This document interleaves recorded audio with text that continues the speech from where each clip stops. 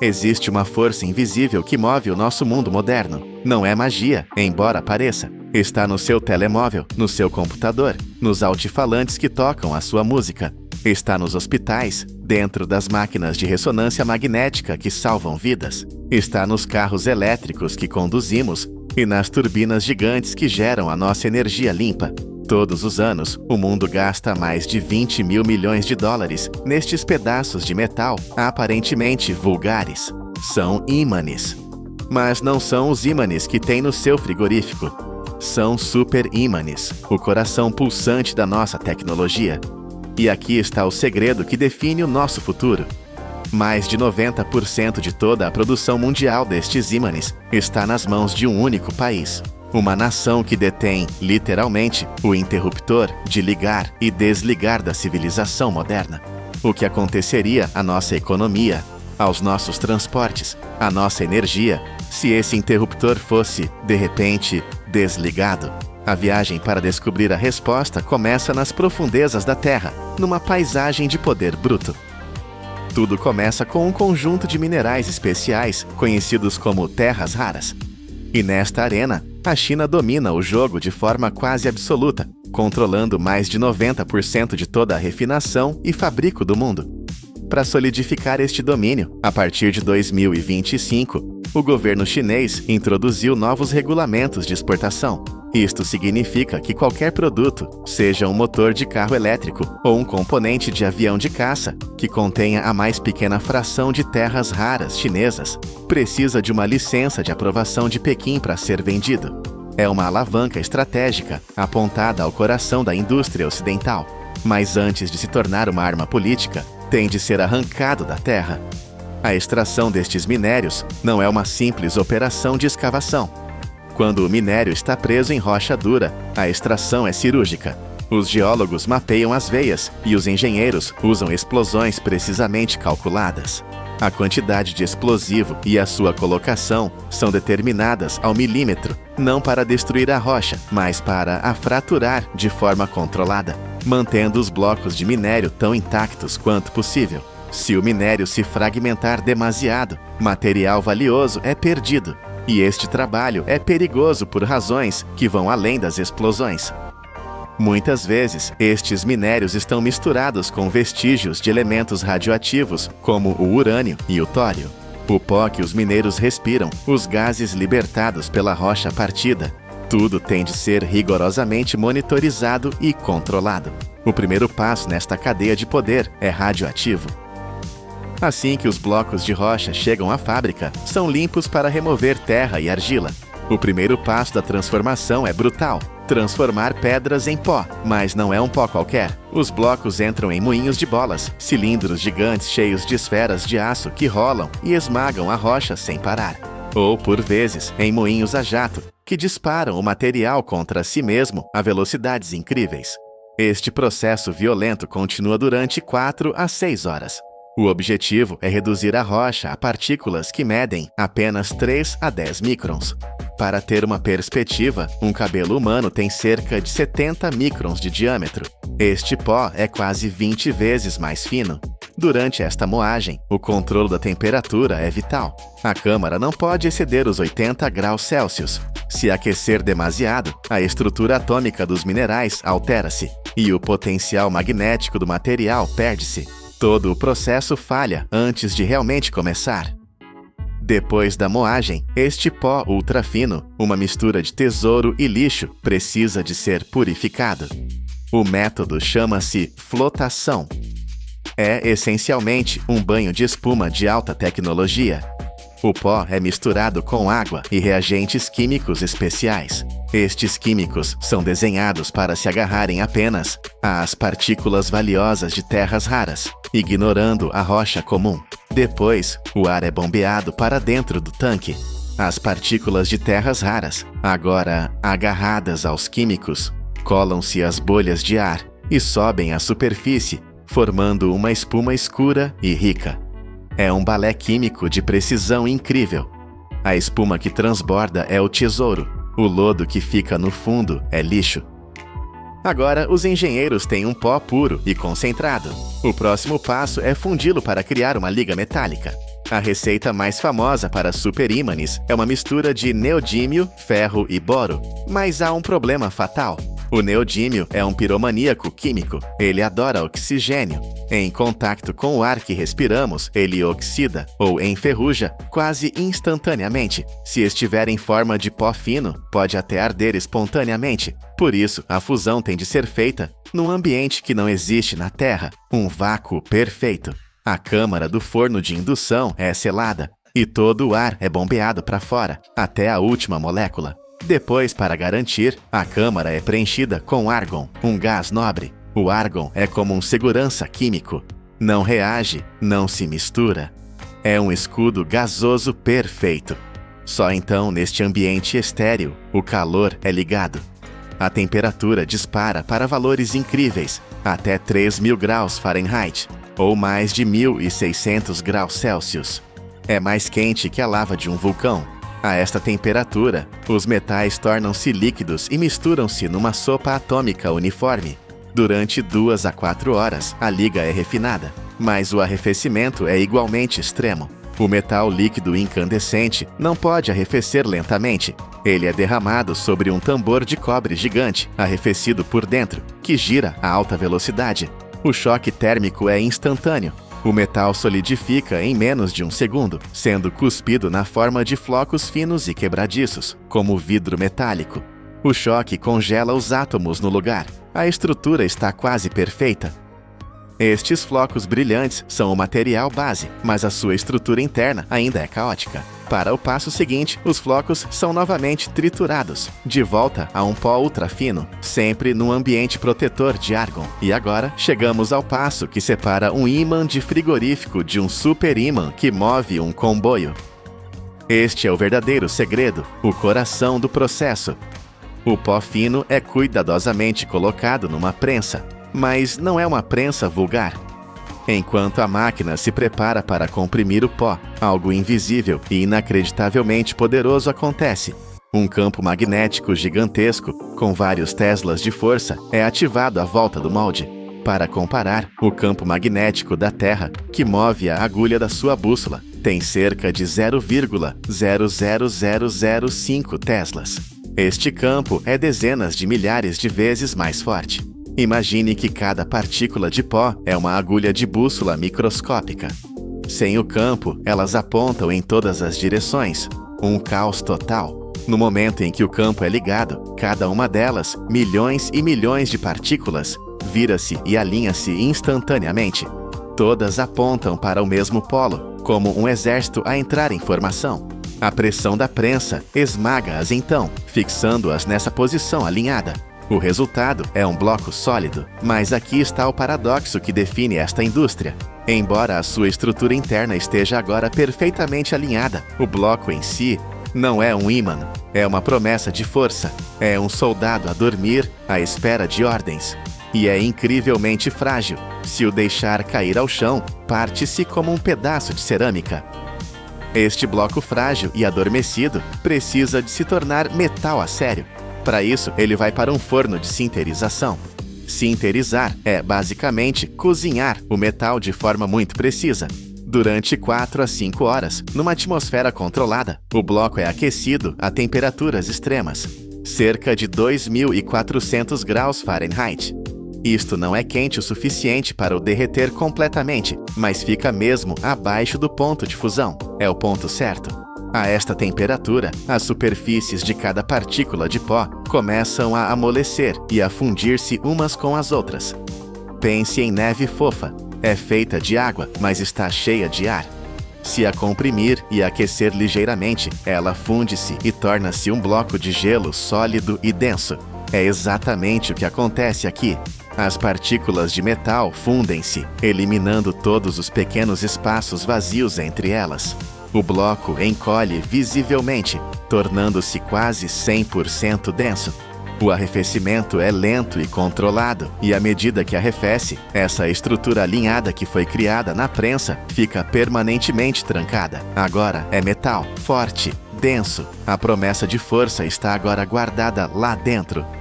O bloco sinterizado é agora um pedaço de metal incrivelmente duro. É tão duro que ferramentas de aço normais não o conseguem cortar. Partem-se. São necessárias serras com ponta de diamante ou feixes de laser para o cortar e moldar nas formas precisas exigidas pelos engenheiros. Discos finos para auscultadores, blocos para motores, anéis para turbinas. Mas, apesar de toda a sua dureza, ele ainda tem uma fraqueza mortal.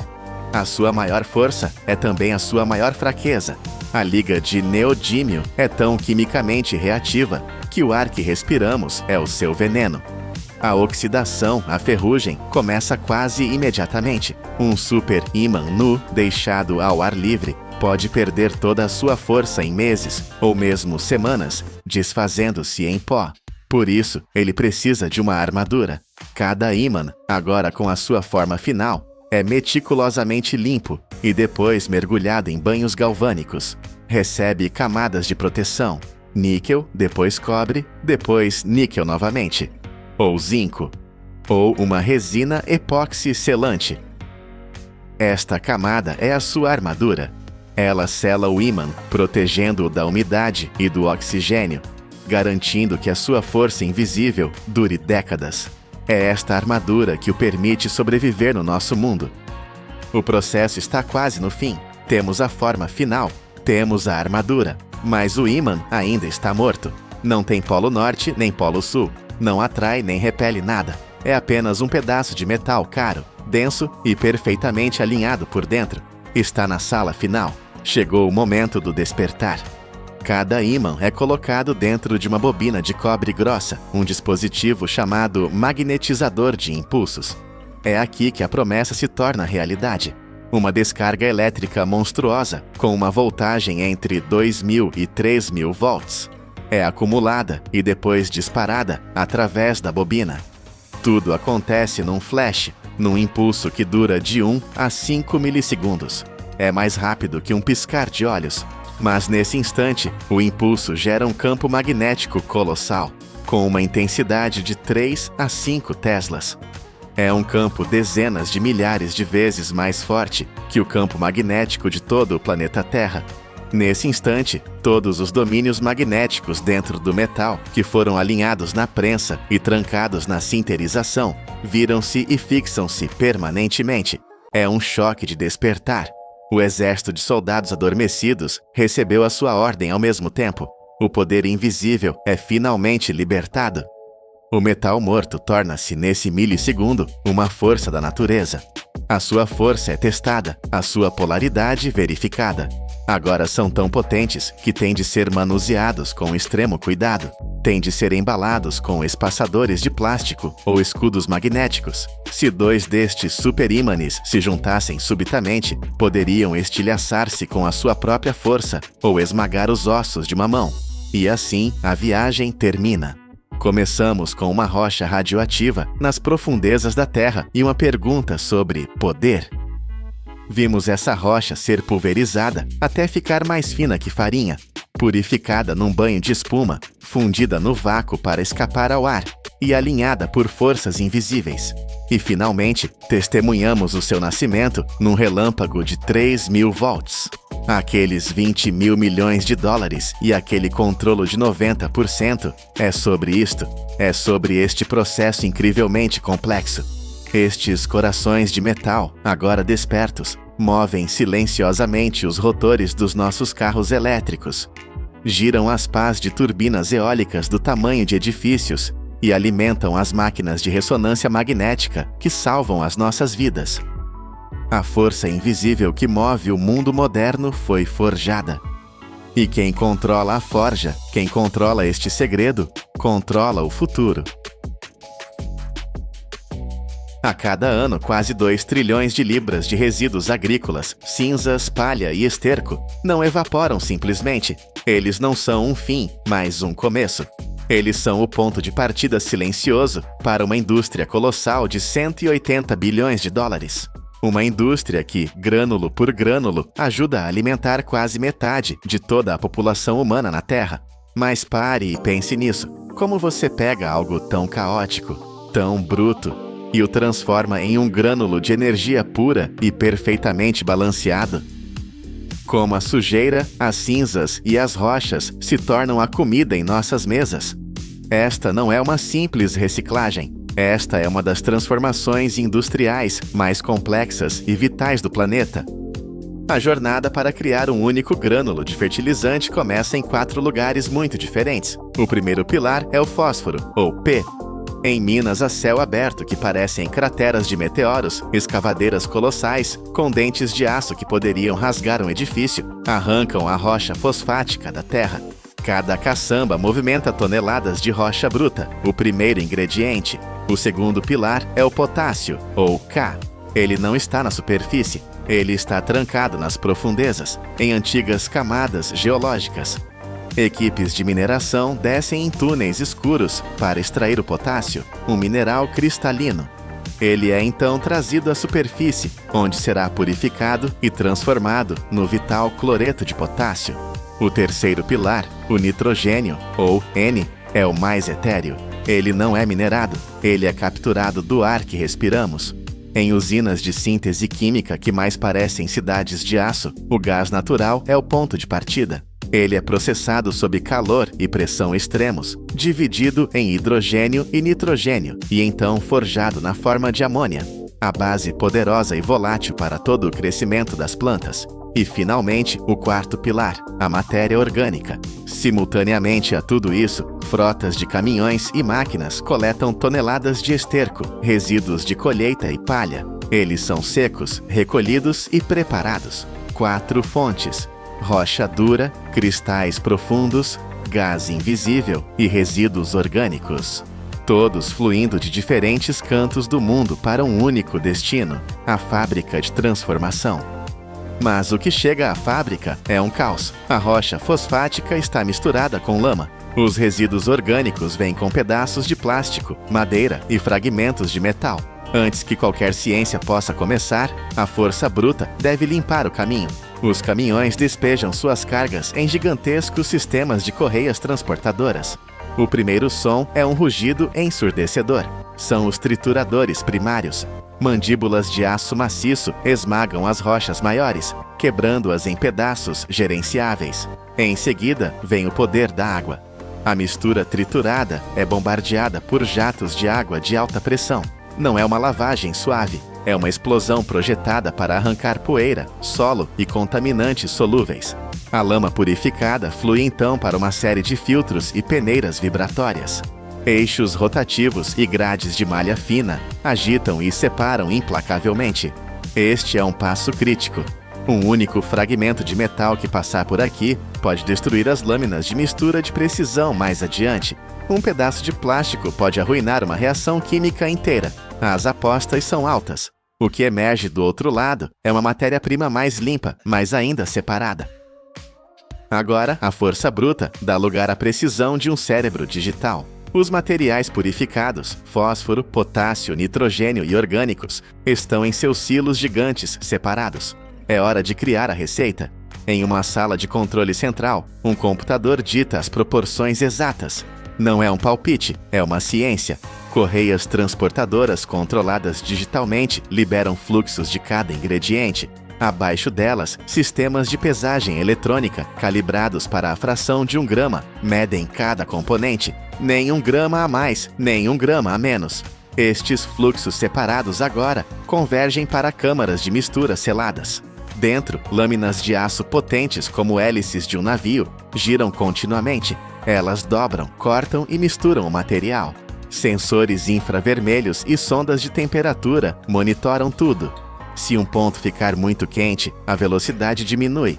Se ficar muito seco, bicos atomizadores entram em ação, pulverizando uma névoa fina de água. Esta névoa não é para molhar, é para controlar a poeira e criar a umidade perfeita para a transformação química que está prestes a acontecer. A mistura está uniforme, mas ainda é apenas uma mistura. São partículas separadas de N, P e K. Para se tornar um fertilizante eficaz, elas devem se tornar uma só. A mistura agora viaja para o coração da usina, o reator de aço. Este não é um tanque comum, é uma câmara de pressão selada, construída com aço resistente ao calor. projetada para conter e controlar reações químicas intensas. Este é o coração da linha de produção. A mistura NPK é alimentada continuamente neste vaso pressurizado. Lá dentro, sob alta temperatura e pressão controlada, a magia acontece.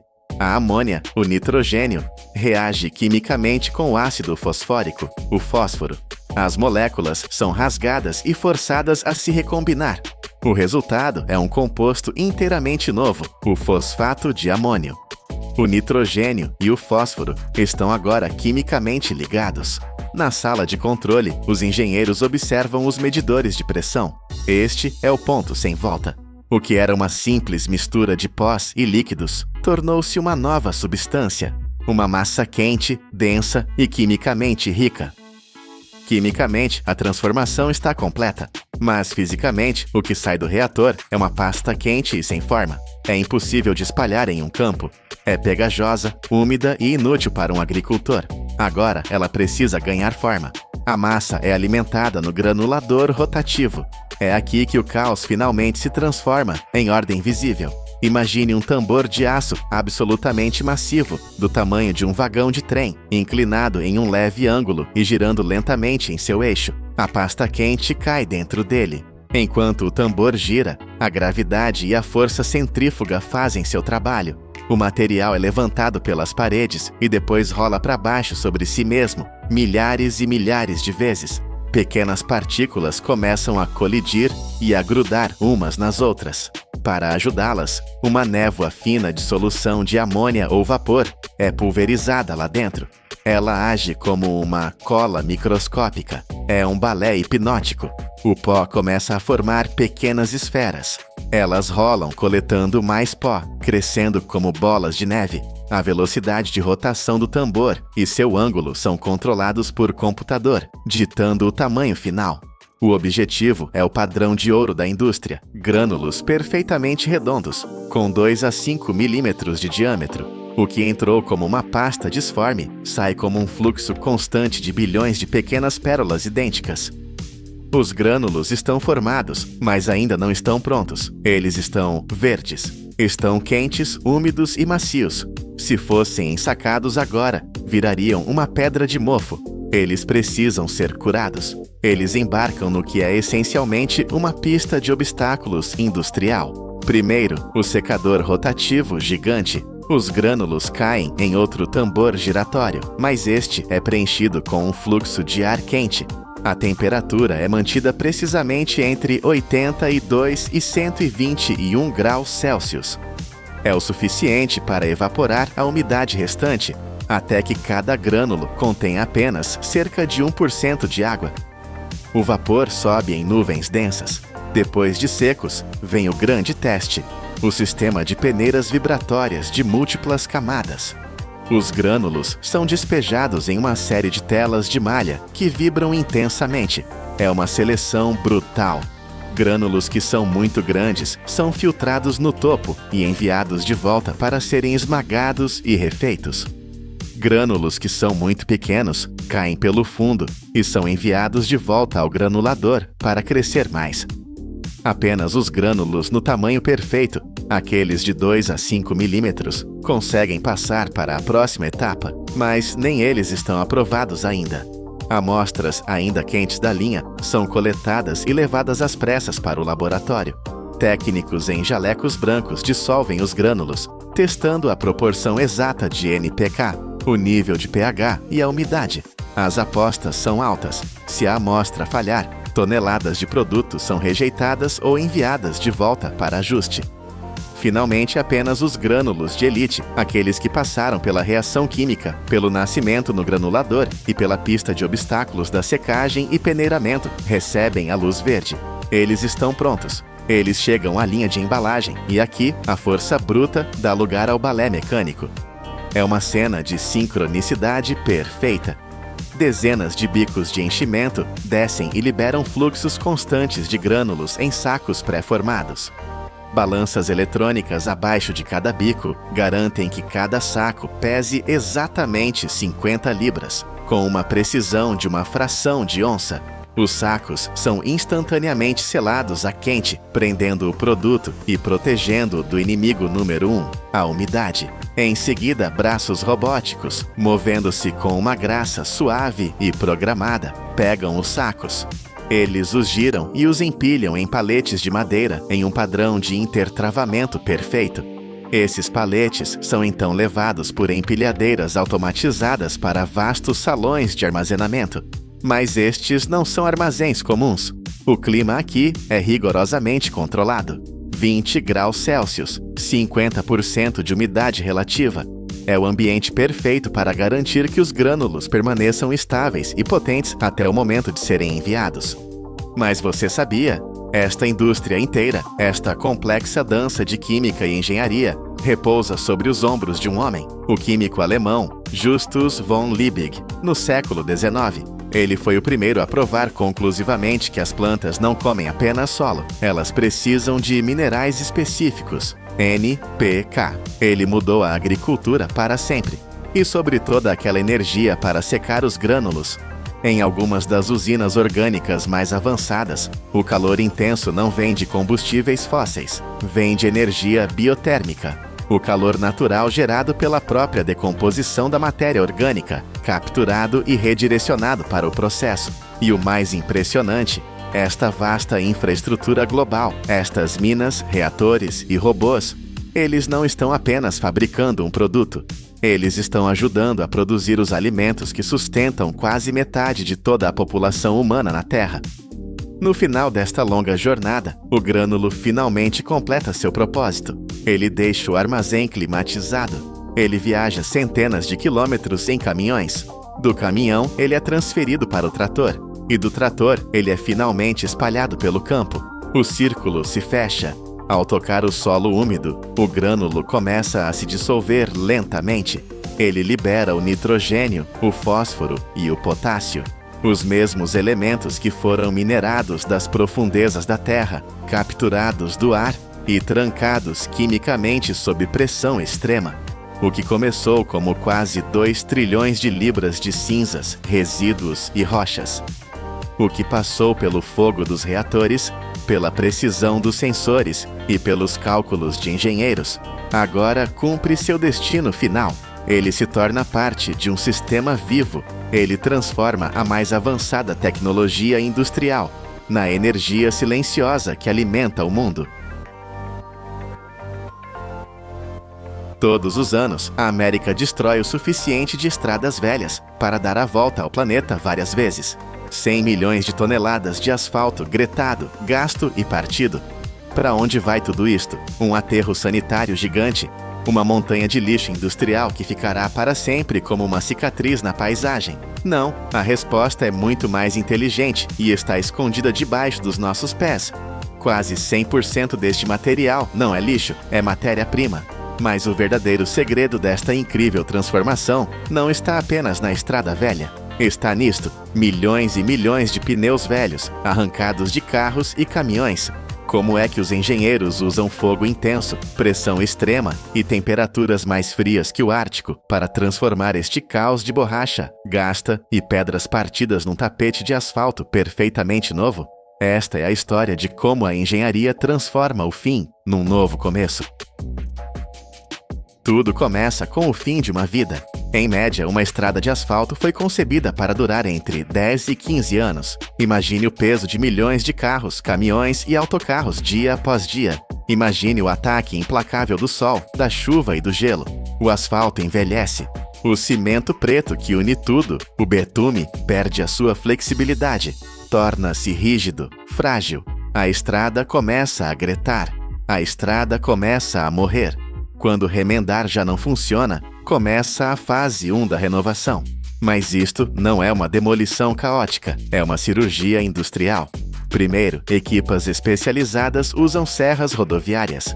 As suas lâminas, incrustadas com diamantes industriais ou carboneto, cortam o pavimento como um bisturi. Elas criam linhas de fronteira precisas, a uma profundidade de 2 a 4 polegadas. Isto impede que a fratura se espalhe para o asfalto que ainda está bom. É um corte limpo. Depois da precisão cirúrgica, vem a força bruta controlada. Martelos pneumáticos gigantes entram em ação. Alimentados por 80 a 100 psi de pressão de ar, eles desferem milhares de golpes por minuto. Ouve-se o som ensurdecedor do metal a atingir a pedra. Esta força é suficiente para partir as lajes mais espessas, mas calibrada para não destruir a fundação por baixo. O asfalto velho é separado, pedaço a pedaço. Finalmente, as pás carregadoras avançam. Com uma facilidade que parece impossível, elas levantam o material partido. Cada balde pode recolher entre 200 a 400 libras de asfalto de uma só vez. Em poucas horas, dezenas de toneladas são carregadas em caminhões. E aqui está um detalhe crucial. Cada caminhão é pesado. Recebe um número de lote e a sua zona de escavação é registrada. Isto já não é lixo, tem rastreabilidade. É agora um recurso valioso, conhecido na indústria como RAP, pavimento asfáltico recuperado. Mas nesta forma, ainda é inútil. Tem de ser levado para a fábrica para ser totalmente desconstruído. Na central de reciclagem, os caminhões despejam a sua carga de RAP em enormes tremonhas de alimentação.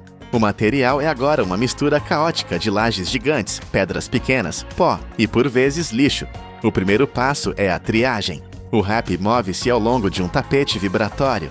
A vibração separa a terra solta e os detritos mais finos, que caem através de uma grelha. Depois, o RAP passa por baixo de um predador industrial, um eletroímã maciço. Suspenso sobre o tapete, este ímã tem uma força incrível. Arranca instantaneamente qualquer sucata de metal escondida no material. Pregos, parafusos, pedaços de vergalhão, qualquer coisa magnética é puxada e descartada. O metal pode destruir as máquinas seguintes. Agora, o RAP limpo dirige-se para o coração da linha de processamento, o triturador de impacto. Esta máquina é uma maravilha da engenharia de força. No seu interior, martelos de aço maciço, pesando centenas de quilos cada, estão montados num rotor. Este rotor gira a uma velocidade alucinante, 1.800 rotações por minuto, 1.800 vezes a cada 60 segundos. O RAP é atirado para dentro desta câmara e é pulverizado por esta força implacável. O objetivo não é apenas partir as pedras. O impacto violento separa o betume antigo e endurecido dos agregados de pedra. Asas de impacto ajustáveis dentro da câmara garantem que nada sai até ter o tamanho certo. O resultado é um fluxo constante de partículas perfeitamente calibradas, com um tamanho controlado entre meia polegada e 2 polegadas. O que entrou como entulho caótico sai como um recurso uniforme e valioso. Uma única central pode processar entre 100 e 300 toneladas deste material por hora. O agregado está agora limpo, classificado e tem o tamanho certo, mas ainda está morto. O betume antigo está rígido e inativo. Para o trazer de volta à vida, é preciso fogo. O RAP triturado é agora transportado para a fase mais quente do processo, o secador de tambor rotativo. Imagine um cilindro de aço gigante, com dezenas de metros de comprimento, ligeiramente inclinado e a girar lentamente. O RAP entra por uma extremidade.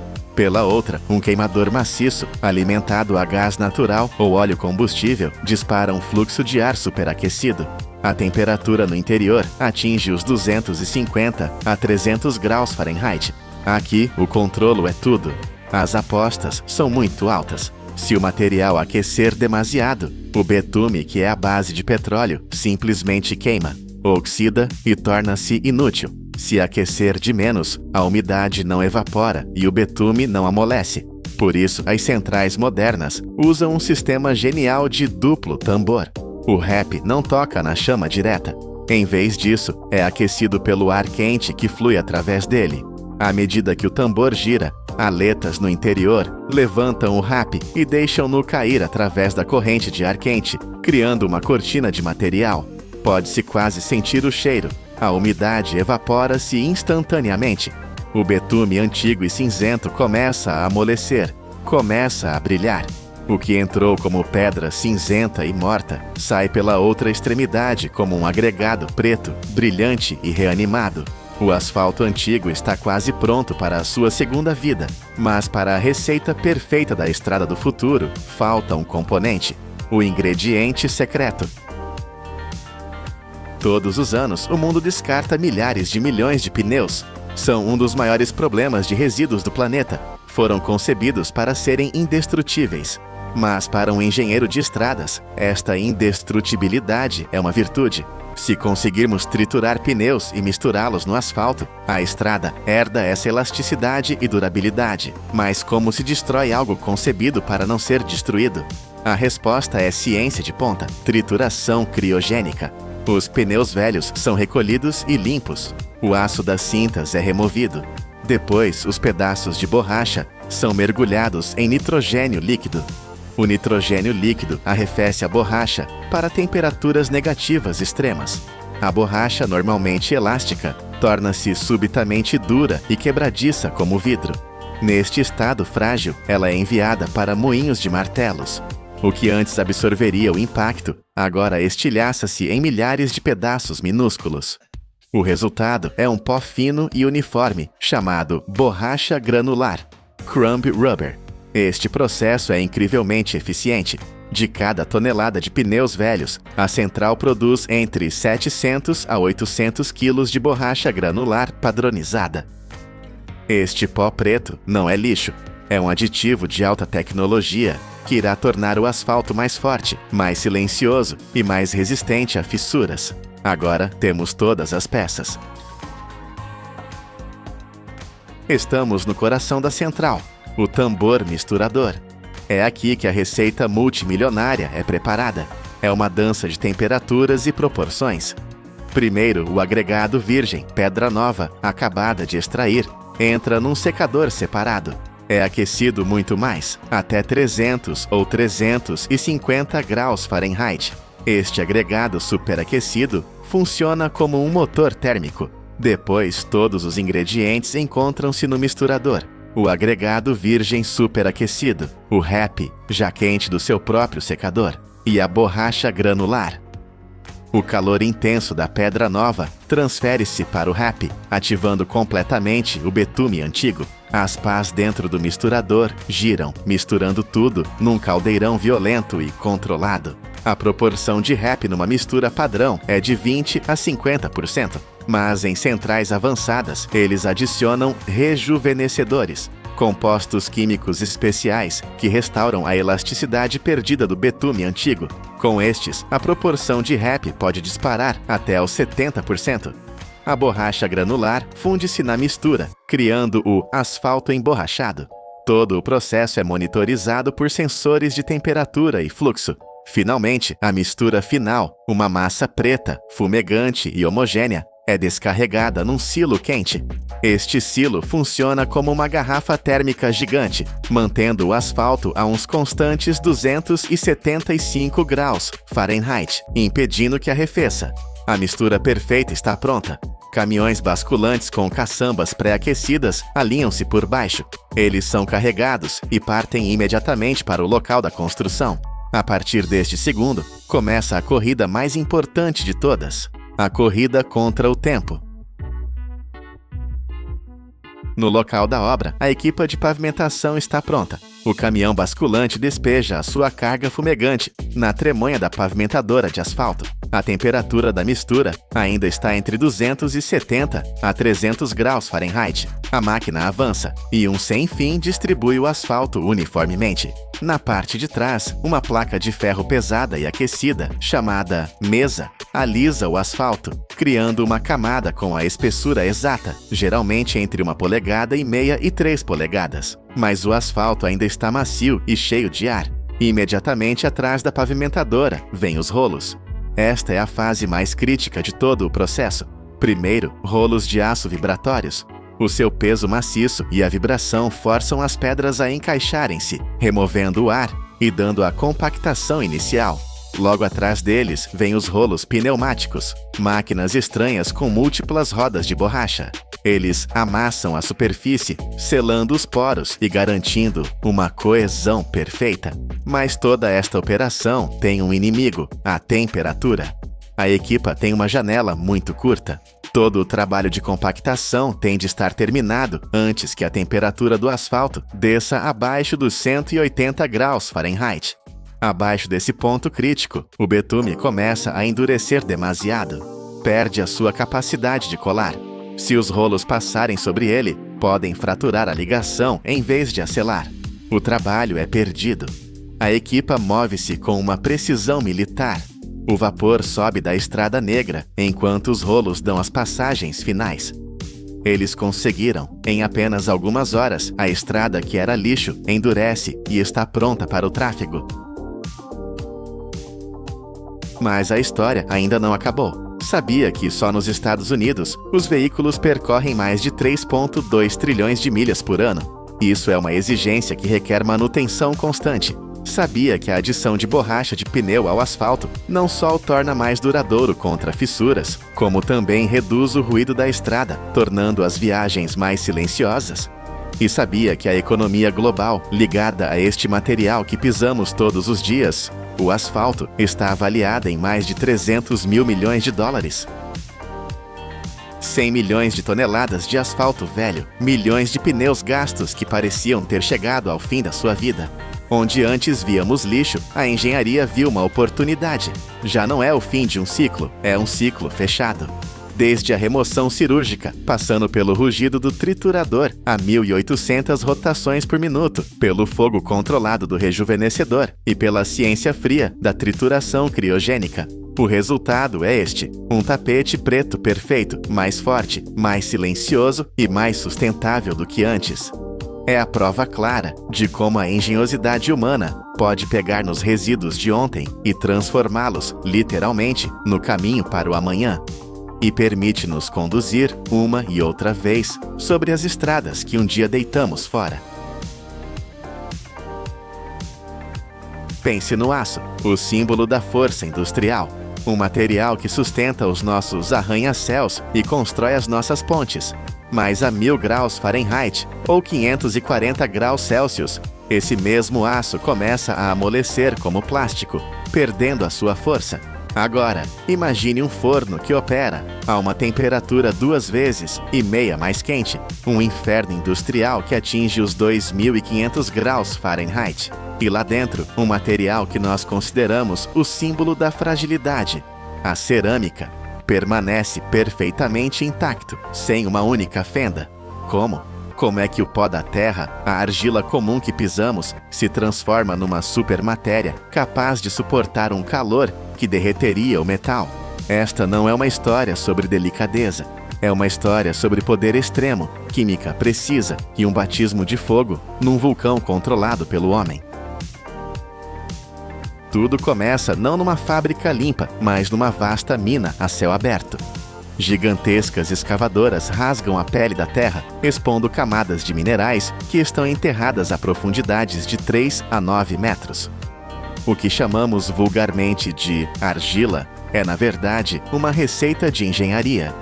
Para a cerâmica de alta qualidade, são necessários 4 ingredientes principais: a argila plástica, que dá forma, caolim, que dá brancura, feldespato, que atua como fundente, e quartzo, que dá estrutura. Cada um destes minerais é extraído separadamente, mas neste estado bruto eles estão contaminados. E o inimigo número 1 da cerâmica perfeita é quase invisível: o ferro. Uma única partícula de óxido de ferro, o equivalente à ferrugem, pode sobreviver a todo o processo e arruinar um lote inteiro, criando manchas escuras no produto branco puro. A caça ao ferro começa imediatamente. O material bruto é transportado para estações de pré-processamento. Jatos de água de alta pressão, disparados com uma força tremenda, desfazem os blocos gigantescos numa lavagem brutal que remove a terra, a areia e as raízes. Mas a verdadeira purificação acontece nestes enormes tanques de filtração circular. A água e os minerais giram num vórtice controlado. As partículas mais pesadas de ferro e outras impurezas são separadas, deixando para trás uma lama mineral purificada. É aqui que a magia branca acontece. O que era pedra suja e castanha torna-se a matéria-prima para a porcelana mais fina. Dentro da fábrica, a receita é executada com a precisão de um computador. Os minerais purificados são pesados, misturados com água em proporções exatas e agitados em tanques colossais até formarem uma sopa de argila espessa, chamada suspensão. Mas esta sopa não pode ser usada diretamente. A fábrica precisa dela em 2 estados completamente diferentes, dependendo do que vai produzir. E aqui, a estrada divide-se. O caminho A é para coisas planas, como azulejos e ladrilhos. A suspensão de argila é bombeada para o topo de torres de secagem por pulverização. Imagine um spray de cabelo gigante, com vários andares de altura. A argila líquida é pulverizada numa névoa fina, dentro de uma corrente de ar aquecido a centenas de graus. A água evapora instantaneamente, antes mesmo de a argila tocar no chão. O que resta no fundo é um pó fino e seco, com a consistência de farinha. O caminho B é para formas tridimensionais, como tijolos, isoladores ou tubos. A suspensão líquida é bombeada para prensas de filtro. Estas são máquinas incríveis. Placas maciças comprimem a lama de argila com uma força de centenas de toneladas, espremendo metodicamente cada gota de água. O resultado são blocos densos e plásticos de argila. Essencialmente, é a plasticina industrial perfeita, com o nível de umidade exato, pronta para ser esculpida. Agora que a fábrica tem o pó e os blocos, começa o balé mecânico da formação. Para tubos e tijolos, usa-se a extrusão. O bloco de argila plástica é alimentado num extrusor de parafuso, que funciona como uma máquina de moer carne industrial. Um parafuso gigante e rotativo comprime a argila e força a passar por uma matriz de metal com uma pressão implacável. Do outro lado, emerge uma coluna contínua de argila, já com a forma perfeita do produto final. Enquanto ainda se move no tapete rolante, fios de aço finos e esticados descem e cortam a coluna em segmentos perfeitos, num movimento rápido e silencioso. Para pratos e taças, a velocidade é tudo. A técnica chama-se jiggering. Um molde de gesso com a forma exterior do prato gira a alta velocidade. Um pedaço de argila macia é largado no centro. Então, uma lâmina de metal com o perfil interior exato da taça desce e pressiona a argila contra o molde. Ela gira e corta o excesso de material. Em apenas alguns segundos, um pedaço disforme de argila é transformado numa taça perfeita e simétrica. Mas e as formas complexas? Um bule? Um vaso curvo? Para isso, usa-se a fundição por deslizamento. A argila líquida, ou slip, é vertida para moldes de gesso ocos. O gesso tem uma propriedade mágica, é como um vampiro de água. Ele começa imediatamente a sugar a umidade da argila líquida que lhe toca. Uma casca sólida de argila começa a crescer nas paredes internas do molde. Após um período de tempo exato, o molde é virado e o excesso de líquido é despejado. O que fica para trás é a forma oca perfeita do vaso. Milhares de peças por hora estão agora formadas. Elas têm a forma certa, mas são inúteis. São fracas, frágeis e ainda estão cheias de água. Se fossem para o forno principal agora, a água presa no interior ferveria, transformar-se-ia em vapor e... Bum! Elas explodiriam. As peças têm de ser preparadas para o grande fogo. O primeiro passo é a secagem. As peças passam lentamente por câmaras de secagem controladas, a temperaturas entre os 140 e os 250 graus Fahrenheit, 60 a 120 graus Celsius. Este calor suave remove a água física que está entre as partículas de argila. Mas agora vem o verdadeiro segredo industrial. O primeiro fogo, conhecido como a cozedura bisque. As peças secas entram num forno-túnel. A temperatura sobe muito mais, o suficiente para queimar toda a água química e quaisquer impurezas orgânicas. Mas aqui está a parte genial e é contra-intuitiva. O objetivo não é tornar a peça dura ou impermeável. O objetivo é torná-la porosa. A peça que sai deste primeiro forno é como um biscoito. É dura, mas se olhar ao microscópio, está coberta de milhões de poros minúsculos. Está literalmente com sede. E esta sede microscópica é a chave absoluta para o passo seguinte e mais importante. O esqueleto poroso está pronto, e agora a fábrica vai dar-lhe a sua pele, a sua armadura de vidro. O processo chama-se esmaltagem ou vitrificação. O esmalte não é tinta, é essencialmente vidro em pó. Uma mistura complexa de minerais finamente moídos, sílica e pigmentos suspensos em água. Observe o mergulho coreografado. Braços robóticos pegam nas peças porosas e mergulham-nas neste banho líquido.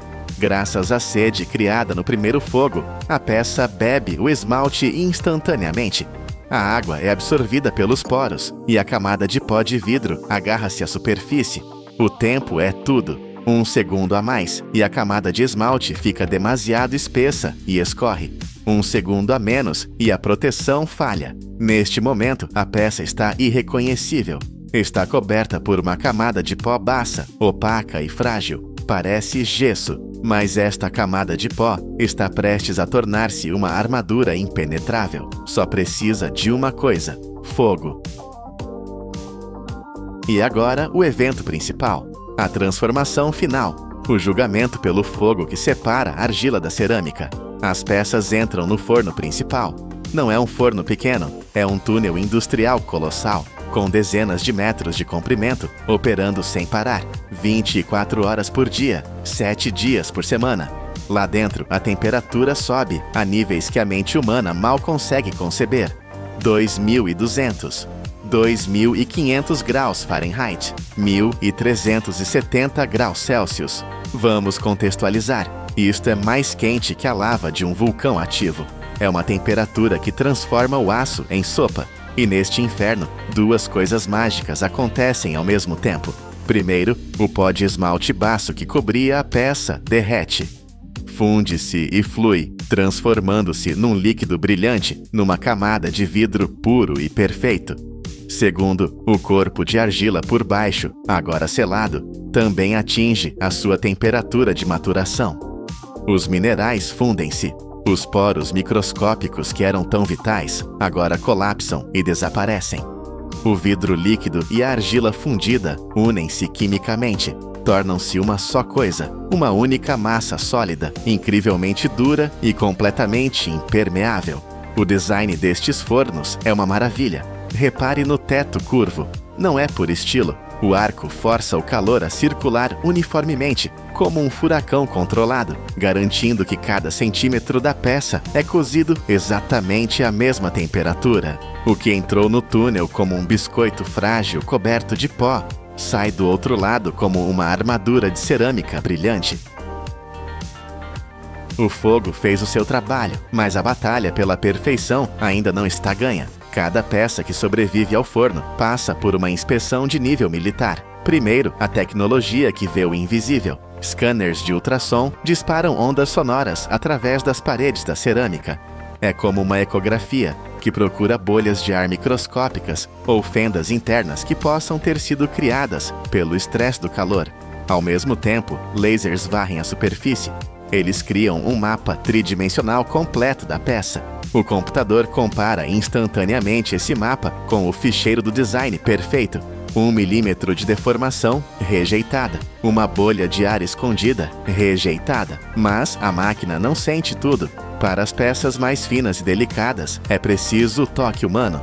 Trabalhadores especializados, usando luvas de algodão macias para não deixar impressões digitais no esmalte quente, inspecionam visualmente cada peça sob luzes intensas.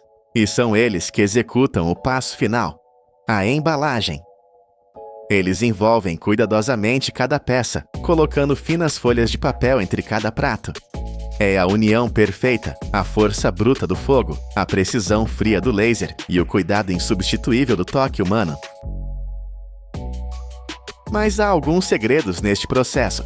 Sabia que, mesmo nas linhas de corte de tijolos mais rápidas e automatizadas, são os operadores humanos que ainda ajustam manualmente a tensão dos fios de aço?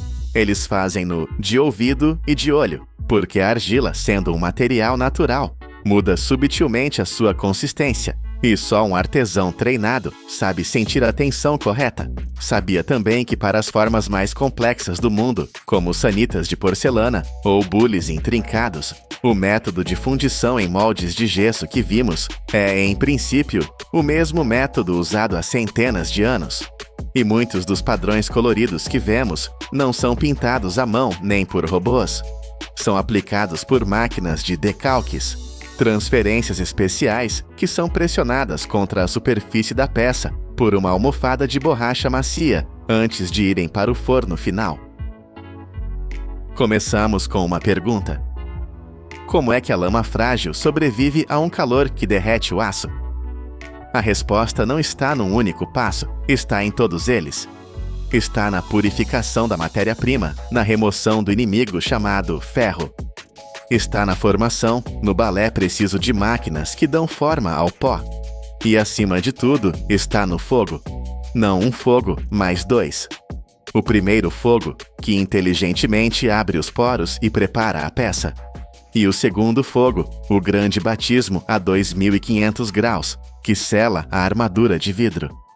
A viagem da cerâmica é a prova de que a tradição antiga e a tecnologia moderna podem criar algo de beleza e força incríveis. O que era apenas pó da terra torna-se um objeto de história e de inovação forjado no coração de um vulcão industrial. Olhe para o chão da sua casa. Ele parece madeira, parece sólido, mas há uma grande chance de ser uma ilusão de engenharia de alta tecnologia. Todos os anos, o mundo produz mais de 1,3 bilhão de pés quadrados de piso laminado. São 120 milhões de metros quadrados. É o suficiente para cobrir totalmente a cidade de Paris, com ruas e tudo. Mas o fato mais chocante não é a escala, é a origem. Este produto que definimos como piso de madeira não é feito de árvores nobres, pelo menos não da forma que você imagina. Mais de 80% da sua composição vem de resíduos, serragem, lascas, móveis velhos e paletes descartados. Então, como a indústria transforma lixo em algo tão elegante, tão forte e tão preciso, que confiamos nele para ser a base das nossas vidas? Qual é o segredo para transformar poeira em uma placa sólida como rocha? E o que acontece se essa ilusão falhar? Esta é a jornada da poeira até a perfeição, um processo onde cada etapa é uma batalha contra o caos.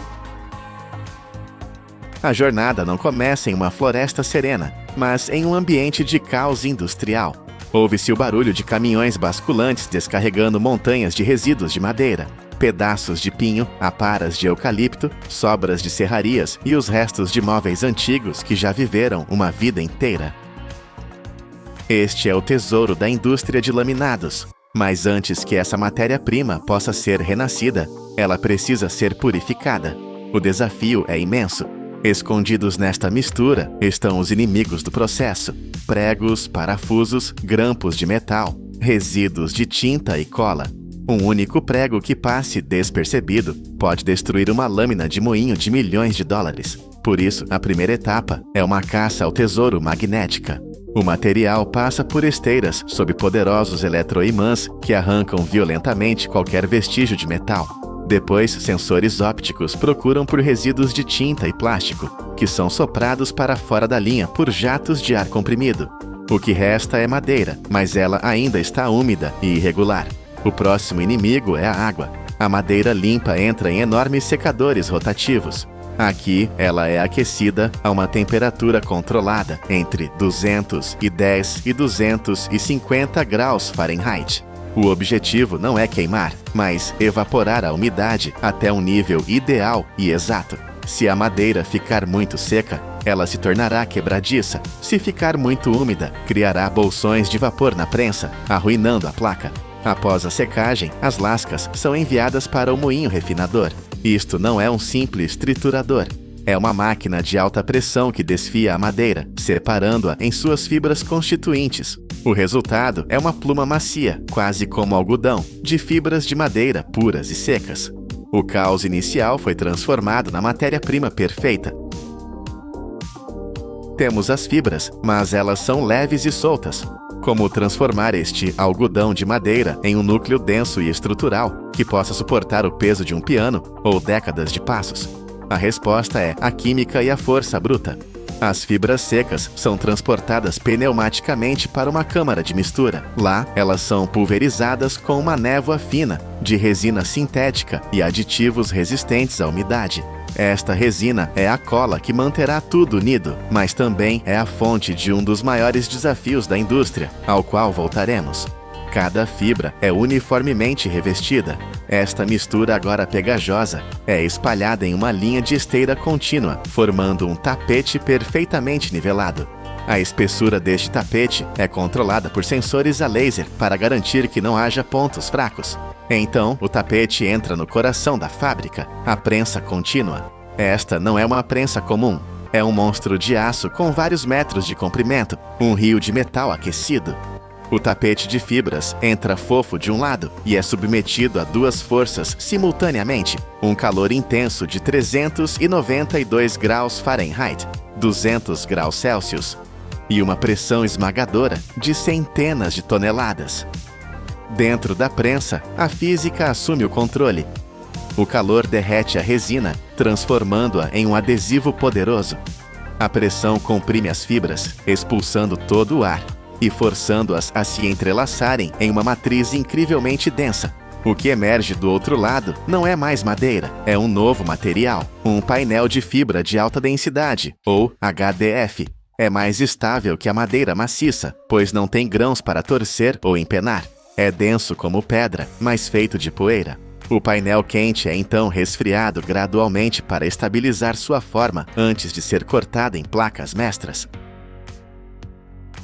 Criamos o núcleo. É uma obra-prima da engenharia estrutural, mas sejamos honestos, é feio.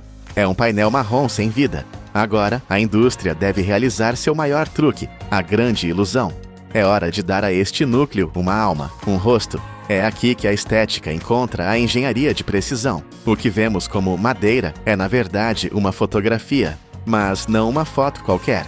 É uma imagem de alta resolução, reproduzida com uma precisão medida em milésimos de milímetro. Em cilindros de metal gravados, os padrões dos veios naturais da madeira são replicados com uma fidelidade impressionante.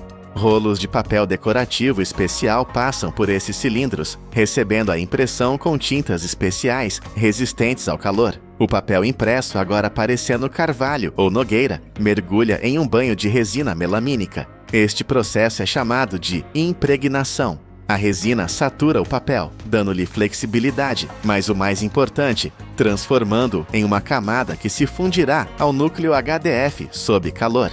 Em linhas de produção mais avançadas, a tecnologia é ainda mais futurista. Impressoras a jato de tinta digitais, equipadas com cabeças de impressão piezoelétricas, disparam gotículas microscópicas de tinta UV diretamente sobre a superfície do HDF. Lâmpadas LED UV curam instantaneamente a tinta, criando texturas tridimensionais vívidas, com profundidade e reflexo que são quase impossíveis de distinguir da madeira real. A ilusão está quase completa. Temos um núcleo de pedra feito de poeira e uma pele fotográfica bonita e impregnada de resina. Mas esta beleza é frágil. Para resistir a arranhões de chaves, garras de animais de estimação ou ao simples arrastar de uma cadeira, ela precisa de uma armadura. E a indústria criou uma armadura transparente. A linha de produção agora move-se para o revestimento de superfície. Roletes de alta precisão aplicam uniformemente uma solução líquida sobre o papel decorativo. Esta solução contém óxido de alumínio. Para quem não conhece, o óxido de alumínio é o mesmo mineral que compõe os rubis e as safiras. Estamos literalmente aplicando uma camada de safira líquida. Lâmpadas UV de alta intensidade curam este revestimento instantaneamente, endurecendo em um escudo protetor, sem alterar a cor por baixo. Agora é hora de montar o sanduíche final. Sistemas robóticos entram em ação, empilhando as camadas com uma precisão que nenhum humano poderia igualar. A ordem é crítica. Na base, uma camada de papel craft, conhecida como camada de equilíbrio. Sua função é crucial. Ela aplica uma contrapressão para evitar que a placa se curve ou empene com o tempo. Em seguida, vem o núcleo HDF que criamos. Acima dele, a folha decorativa impregnada de melamina. E no topo, a camada de proteção de óxido de alumínio. Esta pilha de 4 camadas é perfeitamente alinhada por câmeras industriais. Um sistema de vácuo remove qualquer bolsa de ar antes que o sanduíche entre na prensa de laminação hidráulica. Aqui, as apostas são altas. Temperaturas de até 430 graus Fahrenheit e uma pressão de até 570 libras por polegada quadrada são aplicadas. Este calor reativa a resina de melamina em todas as camadas, fundindo-as permanentemente em uma única placa sólida, sem usar cola. O resultado é uma placa blindada, estável e bonita. A transformação de poeira em uma placa blindada está completa, mas ainda temos uma folha gigante de vários metros. Como ela se torna as tábuas que podemos comprar na loja e instalar com um simples clique? A resposta é a precisão mecânica levada ao extremo. As grandes placas laminadas entram agora na fase de corte e perfilagem. Serras longitudinais e transversais, guiadas por sensores a laser, cortam as placas em tábuas de tamanho padrão. Mas a verdadeira genialidade, o coração da conveniência do laminado, está sendo esculpida nas bordas. As tábuas passam por roteadores CNC de eixo duplo. Dentro deles, fresas com ponta de diamante, e tem que ser diamante, pois o HDF é tão denso e abrasivo que desgastaria ferramentas de aço em minutos. Giram a dezenas de milhares de rotações por minuto. Elas não estão apenas cortando, estão esculpindo o intrincado perfil de encaixe click-lock. As apostas aqui são microscópicas. Um desvio menor que a largura de um cabelo humano, uma fração de milímetro, e o encaixe falhará. A tábua inteira será rejeitada. Todo o processo é guiado por sensores ópticos e sistemas de calibração automática que ajustam as fresas em tempo real.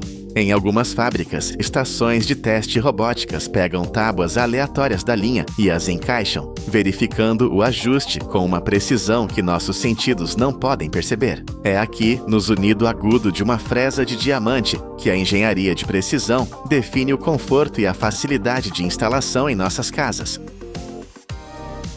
A tábua está pronta. Ela é uma peça de engenharia quase perfeita, mas quase não é o suficiente. Antes que qualquer tábua receba o selo de aprovação, ela deve passar por uma série de testes brutais, uma verdadeira pista de obstáculos industrial.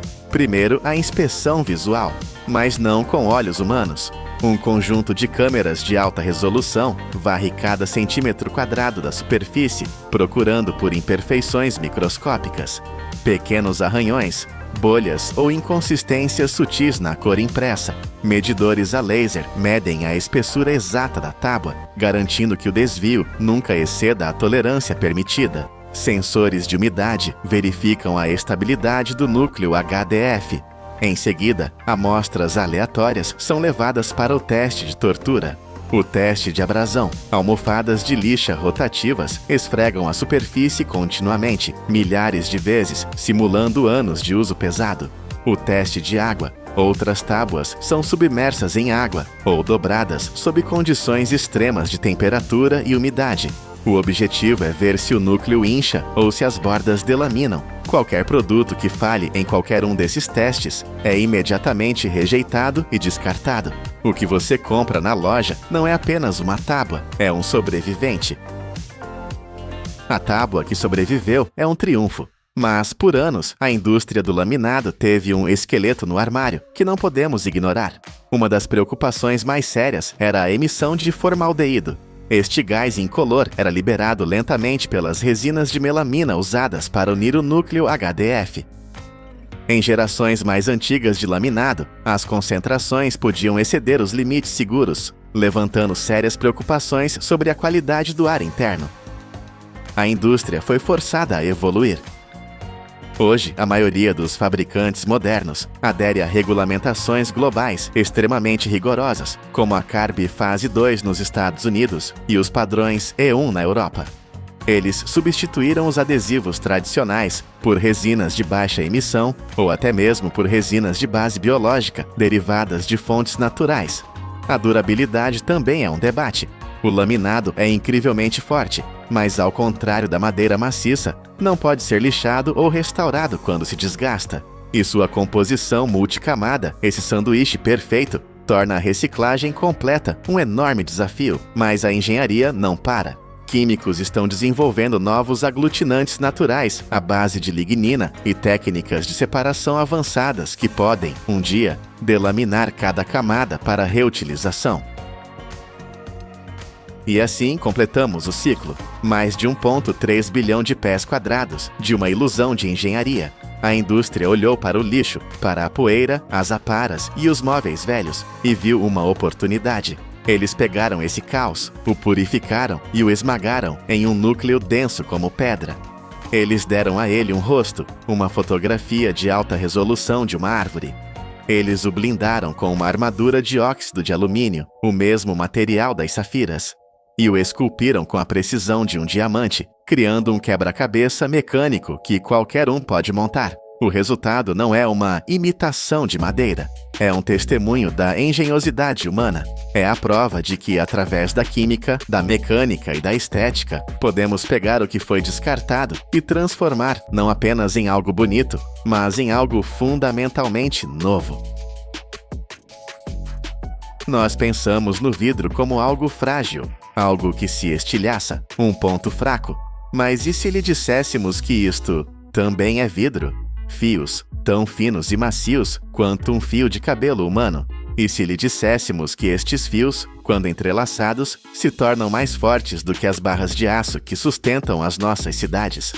Como é possível que a areia, sinônimo de fragilidade, seja transformada num material de construção com quase o dobro da resistência do aço? Um material que é 4 vezes mais leve, mas que pode suportar o peso de pontes gigantescas. O aço, o pilar do nosso mundo, tem um inimigo antigo e silencioso: a água, a ferrugem. Ela ataca o aço por dentro, expande-se e racha o nosso betão, condenando estruturas a uma morte lenta. Este novo material não se importa. Pode ficar submerso em água salgada por 50 anos e não acontece nada. Então, a questão não é apenas como os engenheiros pegam em areia e a tornam mais forte que o aço. A verdadeira questão é: por que é que isto não está a ser usado em todo o lado? A resposta começa não numa praia, mas nas profundezas da Terra, com um terremoto controlado.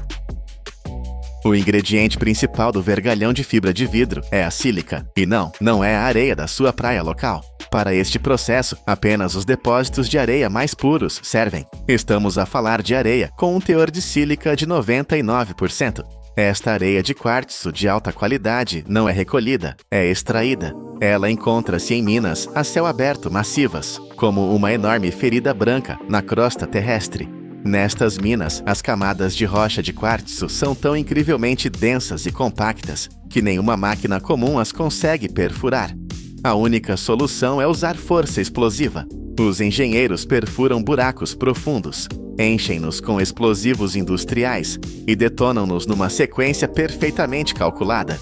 Não é uma explosão caótica, é um terremoto de precisão, concebido para fraturar a rocha em pedaços manejáveis. Assim que a poeira assenta, escavadoras gigantes com pás do tamanho de carros pequenos entram em ação. Elas recolhem a rocha partida e carregam-na em caminhões de transporte pesado.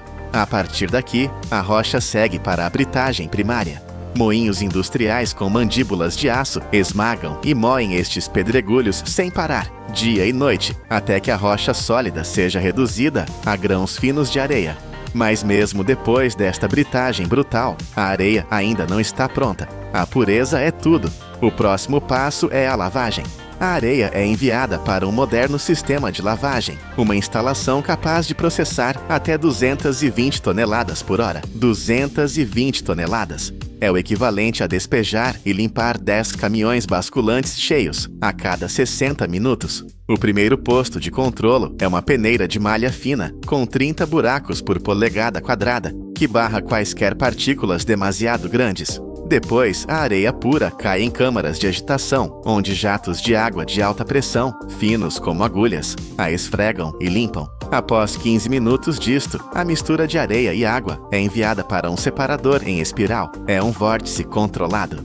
A força centrífuga, girando a alta velocidade, lança as partículas metálicas mais pesadas, os contaminantes, para as bordas exteriores, enquanto a sílica pura e mais leve permanece no centro. Por que tanta obsessão com a pureza? Porque na engenharia de materiais, as impurezas são o inimigo. Um único floco de ferro do tamanho da cabeça de um alfinete pode criar um ponto fraco. E quando se está a suster uma ponte, não pode haver pontos fracos. Apenas quando a areia atinge 99% de pureza é que está pronta para o próximo passo. E esse passo não envolve força, mas sim um calor inimaginável.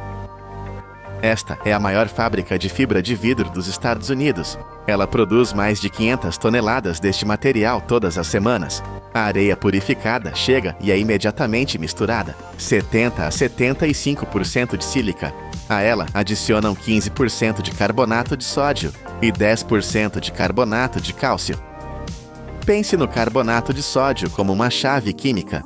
A sílica, por si só, derrete a uma temperatura altíssima. O carbonato de sódio ataca quimicamente a estrutura da sílica, forçando-a a derreter a uma temperatura muito mais baixa. Isto poupa uma quantidade colossal de energia. A mistura é então filtrada uma última vez e transportada por correias para o coração da fábrica, o forno a gás. A temperatura no interior atinge os 1650 graus Celsius. Isto não é apenas quente, é um inferno branco e ofuscante, mais quente do que a lava que flui de um vulcão ativo. Os trabalhadores usam fatos prateados, fatos que parecem pertencer à Lua, apenas para se poderem aproximar da fornalha. O processo de fusão demora 24 horas. Durante um dia inteiro, a areia e os químicos agitam-se e fundem-se, até que a mistura sólida se transforma num líquido denso e brilhante, como mel incandescente. Durante mais algumas horas, este vidro líquido permanece no forno, permitindo que quaisquer gases ou bolhas presas escapem. A pureza tem de ser absoluta, e agora acontece a magia. O vidro fundido flui do forno para uma unidade especial chamada bucha. A base desta bucha é feita de uma liga de platina.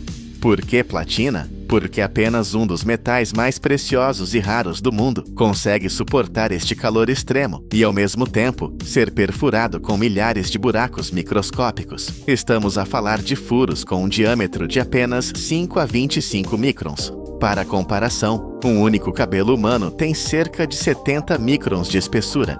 Estes fios de vidro são 15 vezes mais finos. À medida que o vidro líquido passa por estes milhares de furos, a gravidade e uma tração mecânica puxam-no para baixo, transformando o líquido em milhares de filamentos simultaneamente. E aqui está a maior pressão desta fábrica. Ela nunca dorme. Natal, Ano Novo, não interessa. A fábrica tem de funcionar 365 dias por ano, sem parar. Se o fluxo for interrompido, o vidro fundido solidifica dentro daqueles milhares de minúsculos furos de platina. A bucha estilhaça-se. É uma catástrofe de milhões de dólares. A pressão para manter tudo a funcionar é constante. Assim que os filamentos são puxados, bicos de alta pressão pulverizam água fria sobre eles, arrefecendo-os instantaneamente para evitar que se partam. Mas não se pode simplesmente agarrar 1 milhão de fios de vidro microscópicos. Eles são primeiro reunidos em feixes maiores e enrolados em bobinas gigantes chamadas rovings. Estes rolos de fio de vidro são a matéria-prima para a verdadeira força. Os rovings são colocados em suportes e dezenas de fios são desenrolados em paralelo, formando um fluxo constante e plano. Este feixe de fibras secas é então guiado para o passo mais crítico, o banho de resina. Pode ser resina epóxi ou resina feita de garrafas PET recicladas. Pense nisto como uma parceria perfeita. As fibras de vidro dão à barra a sua incrível resistência à tração, a sua capacidade de ser puxada. A resina atua como uma armadura corporal. Ela mantém todas as fibras unidas, protege-as da fricção e dá à barra a sua forma sólida e rigidez. O sistema mantém as fibras sob uma tensão precisa. Cada fio tem de estar perfeitamente reto. Se um fio estiver frouxo, ele não suporta a sua parte da carga. Torna-se um preguiçoso e a barra falhará. O feixe molhado de fibras e resina é então puxado, um processo chamado pultrusão, através de uma matriz de aço aquecida. Esta matriz é o escultor. Ela comprime o feixe, forçando a resina a penetrar profundamente entre cada fibra individual. E, ao mesmo tempo, esculpe as nervuras na parte exterior. Essas nervuras são cruciais. Elas são o que permite a barra agarrar-se ao betão. A barra emerge do outro lado, sólida, contínua e já com a sua forma final. Mas a resina ainda precisa de ser curada.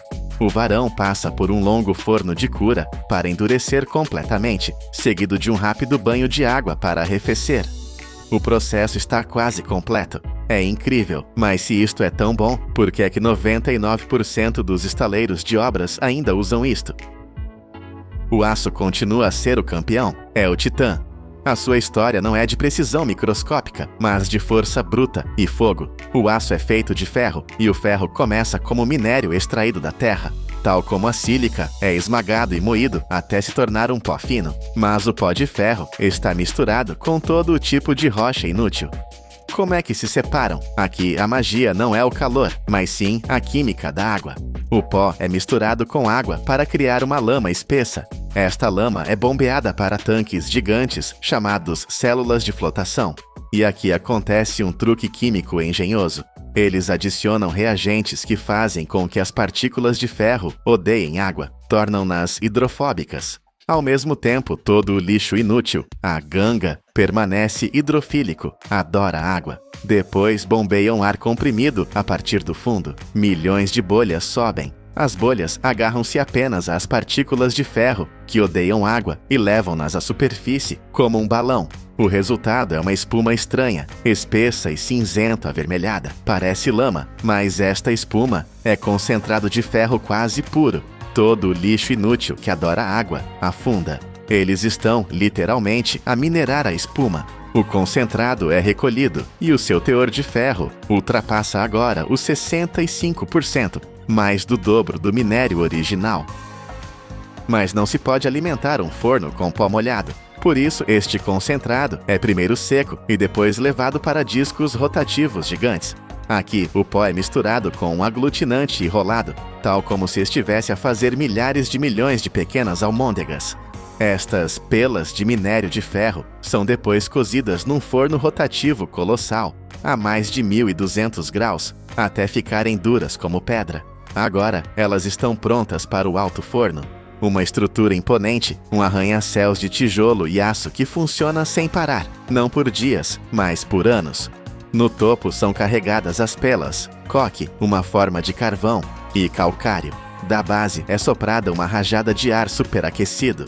O coque inflama-se, atingindo temperaturas de 2.000 graus Celsius. O monóxido de carbono resultante arranca quimicamente o oxigênio das pelas de ferro, deixando para trás um rio de ferro fundido. Mas esta força bruta tem um custo. Este processo é uma das maiores fontes individuais de poluição industrial e emissões de dióxido de carbono no planeta. É o preço que pagamos pelas nossas cidades. O ferro que sai do alto forno, chamado ferro gusa, ainda está impuro, é quebradiço. Para se tornar aço, tem de passar por uma purificação violenta. O metal líquido é despejado num conversor básico de oxigênio. E então, uma lança gigante desce. Ela dispara um jato de oxigênio puro no metal fundido, mais rápido que a velocidade do som. O resultado é uma erupção vulcânica controlada dentro do forno, um rugido ensurdecedor e uma luz ofuscante. O oxigênio queima as impurezas, especialmente o excesso de carbono. Em minutos, o ferro quebradiço transforma-se no aço forte e flexível que conhecemos. Agora, os dois rios de material encontram-se, o rio de aço e o rio de vidro. O aço líquido não pode parar. É imediatamente canalizado para máquinas de lingotamento contínuo, onde é arrefecido e solidificado em biletes, longos blocos quadrados de metal brilhante. Estes biletes, ainda incandescentes, são enviados diretamente para os laminadores. Aqui, rolos massivos de aço, pesando dezenas de toneladas, esmagam e esticam o bilhete. Com cada passagem, o bloco fica mais fino e mais longo, como massa de pão debaixo de um rolo compressor. É um processo de força incrível, moldando o aço quente na sua forma final de vergalhão. Do outro lado, temos o vergalhão de fibra de vidro. Não é esmagado, é puxado. Milhares de fios finos, já mais fortes que o aço, são alinhados com precisão e trancados numa armadura de resina. Ambos os materiais são arrefecidos com jatos de água. Mas no final, o aço precisa de mais um passo. Ele é inspecionado, cortado, empacotado e revestido, coberto com proteção contra a única coisa que a fibra de vidro ignora, a ferrugem. Mas a história não acaba aqui. Sabia que, como o vergalhão de fibra de vidro não é metálico, ele é completamente invisível a campos magnéticos e ondas de rádio. O aço é um desastre perto de uma máquina de ressonância magnética num hospital. A fibra de vidro é perfeita, é por isso que é usada em hospitais, torres de controlo de aeroportos e laboratórios de investigação. E a resina que une as fibras, ela pode ser feita de garrafas de plástico PET recicladas. O lixo que deita fora hoje pode, literalmente, estar a suster uma ponte amanhã. E, finalmente, o custo. Sim, a fibra de vidro custa tipicamente 20 a 30% mais caro no momento da compra. Mas pense numa ponte junto ao oceano. Com aço, você paga de novo em 20 anos para reparar a ferrugem. E de novo em 40. Com a fibra de vidro, você paga uma vez. O custo ao longo da vida útil da estrutura é drasticamente mais baixo. Começamos com um paradoxo. Vidro frágil que é mais forte que o aço. O aço construiu o nosso mundo. É um titã de força bruta. Mas tem um inimigo, o tempo, a água, a ferrugem que racha o nosso betão por dentro. Hoje vimos engenheiros domar a areia. Eles derreteram-na a temperaturas vulcânicas, puxaram-na em fios 15 vezes mais finos que um cabelo e teceram-na num novo tipo de força. Uma força que não se curva ao tempo. Não é apenas um novo material, é uma nova forma de construir. O futuro das nossas estruturas mais duradouras pode muito bem ser feito de vidro.